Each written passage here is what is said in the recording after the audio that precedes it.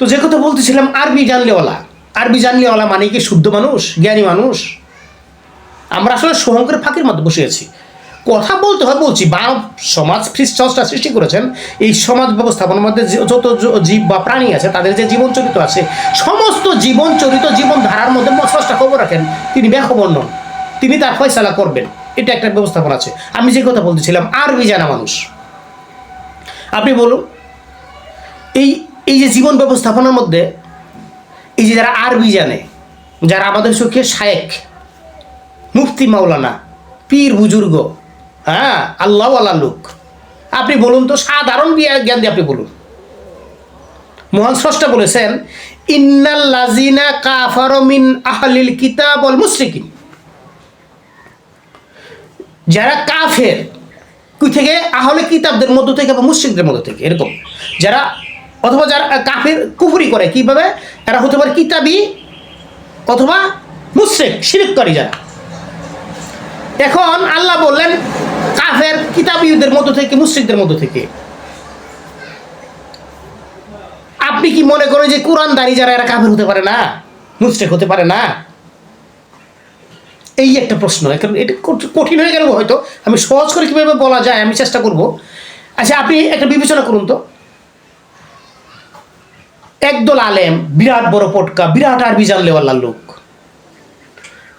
রাষ্ট্রীয় প্রধানকে উপাধি দিচ্ছে একটা গুত্র, যেটা আমরা কৌমি গুত্র বলি, স্বতন্ত্র একটা গুত্র, কৌমি গুত্র, আলেম উলামা, একটা দেশের মহিলা রাষ্ট্রপ্রধানকে বলতেছে ইনি কৌমি মাতা। কি শর্তে বলে আমরা জানি না, এরা একেবারে কৌমের মা বানায় ফেলাইছে।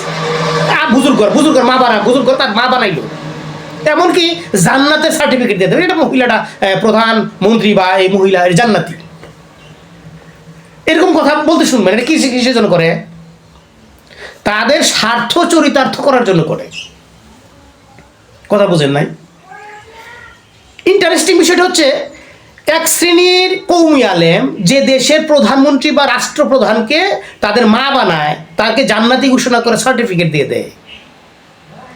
এই আলেম উলামা যারা ওই পটকাদারি, এই আলেম উলামা গুলা, ওই দেশে যে অন্যান্য আলেম উলামা আছে পটকাদারি বা টুপিদারি, তাদের সাথে তাদের আকিদা কত মিল নেই, তাদের মন মানসিকতা, দিন প্রচার প্রসারের ক্ষেত্রে মিল নেই।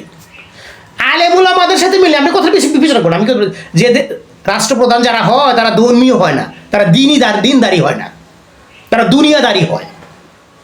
তাদের দ্বারা অনেক দিন এবং দুনিয়ার কাজের আঞ্জাম হয়, এটা সত্য। কিন্তু বেশিরভাগ ক্ষেত্রে রাষ্ট্রপ্রধান যারা, এরা দিনদারি বা ধর্মীয় দাঁড়ি হয় না, এরা হয় দুনিয়াদারি। একটা দুনিয়াদারি মানুষকে তারা নিজস্ব সুযোগ সুবিধা নেওয়ার জন্য বা সম্মিলিত কিছু সুযোগ সুবিধা নেওয়ার জন্য জান্নাতি মানে সার্টিফিকেট দিয়ে দেয় বিভিন্ন ফকর করিয়া।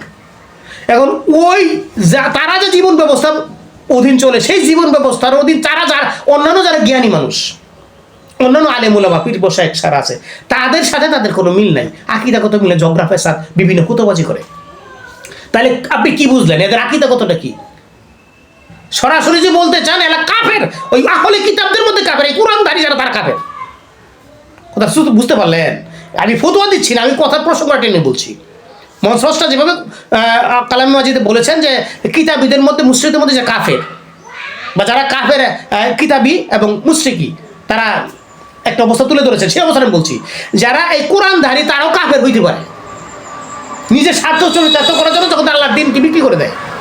অর্থাৎ কীভাবে সহজ পথে বুঝুন, যারা যে দিন তারা পালন করে, এই দিন অন্যান্য জ্ঞানী আলেম উলামারাও পালন করে, আলেম উলামা আছে, তাদের সাথে তাদের কোনো মিল নাই। মিল কাদের সাথে? দুনিয়াদারি, যাদের পক্ষ নিয়ে স্বার্থ হাসিল করা যায়, তাদেরকে একটা সম্মতি দেয়, তাদের সুসম্মতি দেয়, দিয়ে তাদের পক্ষ এনে তাদের কিছু স্বার্থ চরিতার্থ লক্ষ্যে এগুলো প্রচার প্রসার করে জান্নাতি পর্যন্ত সার্টিফিকেট দিয়ে দেয়। এরা কি আপনি শুদ্ধ মানুষ?